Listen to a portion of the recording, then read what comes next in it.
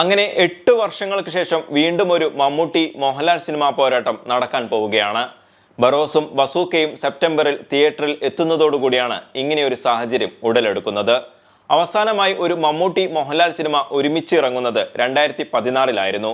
അന്ന് മോഹൻലാലിന്റെ പുലിമുരുകനും മമ്മൂട്ടിയുടെ തോപ്പിൽ ജോപ്പനും നേർക്കുനേർ തിയേറ്ററിൽ എത്തിയപ്പോൾ ബോക്സ് ഓഫീസ് അടക്കി ഭരിച്ചത് പുലിമുരുകൻ ആയിരുന്നുവെങ്കിലും മമ്മൂട്ടിയുടെ തോപ്പിൽ ജോപ്പനും വിജയക്കൊടി പാറിച്ചു.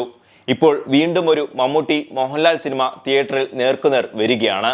80കളുടെ അവസാനത്തിലും 90കളുടെ തുടക്കത്തിലും ഇത്തരത്തിൽ മമ്മൂട്ടി മോഹൻലാൽ സിനിമകൾ മുഖാമുഖം വന്നിരുന്നത് പതിവായിരുന്നുവെങ്കിലും പിന്നീട് ഇരുവരും സൂപ്പർ സ്റ്റാർ പദവിയിലേക്ക് ഉയർന്ന ശേഷം സിനിമകളിൽ കൂടുതൽ സെലക്റ്റീവ് ആയതോടുകൂടിയാണ് ഇത്തരത്തിൽ തിയേറ്റർ ക്ലാഷ് വരാതായത്. 1992-ൽ പപ്പയുടെ സ്വന്തം അപ്പൂസും യോധയുമായിരുന്നു മുഖാമുഖം വന്നത്.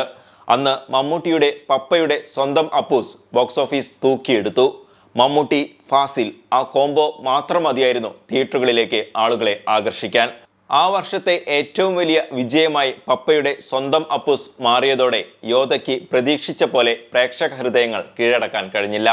പക്ഷേ ഇന്ന് ഏറ്റവും അധികം റിപ്പീറ്റ് വാല്യൂള്ള സിനിമകളിൽ ഒന്നായി യോധ മാറിക്കഴിഞ്ഞു.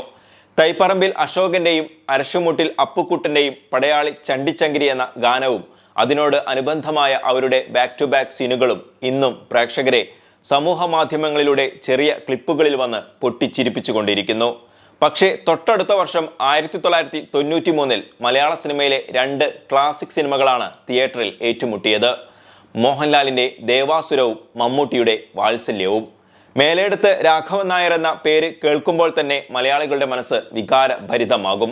പക്ഷേ മാസും ക്ലാസും ഒരുപോലെ സമന്വയിപ്പിച്ച് രഞ്ജിത്ത് ഐവിശശി ടീം ഒരുക്കിയ ദേവാസുരം ബോക്സ് ഓഫീസിൽ വാത്സല്യത്തിന് മുകളിൽ നിന്നു.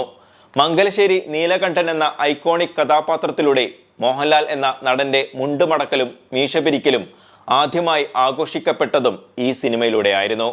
പിന്നീട് 2001-ൽ രാവണപ്രഭുവും രാക്ഷസ രാജാവും, 2007-ൽ ചോട്ടാ മുംബൈയും ബിഗ് ബിയും, 2010-ൽ ഷിക്കാറും പ്രാഞ്ചിയേട്ടൻ ആൻഡ് സെയിന്റും. ഇതിൽ 2007-ലെ ചോട്ടാ മുംബൈ ബോക്സ് ഓഫീസിൽ വൻ വിജയമാവുകയും എന്നാൽ കാലം തെറ്റി ഇറങ്ങിയ ബിഗ് ബിക്ക് പ്രതീക്ഷിച്ച വിജയം കൈവരിക്കാൻ കഴിഞ്ഞില്ലെങ്കിലും സിനിമ ഒരു കൾട്ട് ക്ലാസിക് ലെവലിലേക്ക് ഉയരുന്ന കാഴ്ചയ്ക്ക് പിന്നീട് മലയാള സിനിമാ ലോകം സാക്ഷിയാവുകയും ചെയ്തു. മറ്റു സിനിമകളൊക്കെ ബോക്സ് ഓഫീസ് കളക്ഷനിൽ ഏകദേശം സമാസമമായിരുന്നു. ഇന്നത്തെ പോലെ മതവും വർഗീയതയും കുത്തിക്കയറ്റിയുള്ള ഒരു ഫാൻ ഫൈറ്റ് ആയിരുന്നില്ല അന്നുണ്ടായിരുന്നത്. തീർത്തും ആരോഗ്യകരമായ ഒരു മത്സരമായിരുന്നു ഫാനുകൾക്കിടയിൽ പോലും നടന്നിരുന്നത്.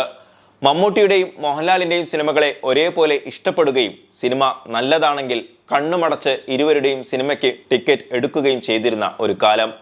പക്ഷേ കാലം മാറി, കഥയും മാറി. മമ്മൂട്ടിയുടെയും മോഹൻലാലിന്റെയും മതം നോക്കി സിനിമകൾ ബഹിഷ്കരിക്കുന്ന തരത്തിലേക്ക് വരെ കാര്യങ്ങളെത്തി.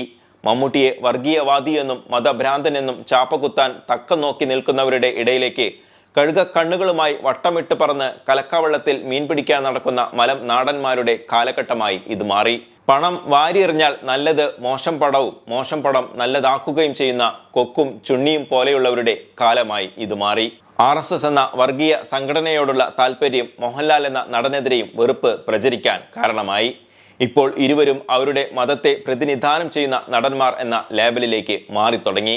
പക്ഷേ ഇന്നും ആ പഴയ മനസ്സോടുകൂടി മമ്മൂട്ടിയെയും മോഹൻലാലിനെയും ഒരുപോലെ ഇഷ്ടപ്പെടുകയും സിനിമ നല്ലതാണെങ്കിൽ നല്ലതാണ് എന്ന് പറയാൻ ഒരു മടിയുമില്ലാത്ത ഒരുപാട് ആളുകളുണ്ട്. അവരാണ് യഥാർത്ഥ സിനിമാ പ്രേമികൾ. അവരുടെ കൈകളിലാണ് ഇനിയുള്ള മലയാള സിനിമയുടെ ഭാവിയും. വീഡിയോ ഇഷ്ടമായ ലൈക്ക് ചെയ്യുക. കൂടുതൽ സിനിമാ വിശേഷങ്ങൾക്കും അപ്ഡേറ്റുകൾക്കുമായി ചാനൽ സബ്സ്ക്രൈബ് ചെയ്ത് ബെൽ ബട്ടൺ അമർത്തണമെന്നും വിനീതമായി അഭ്യർത്ഥിക്കുന്നു. അടുത്ത ഒരു വീഡിയോയുമായി വീണ്ടും കാണാം. അതുവരേക്കും ബൈ.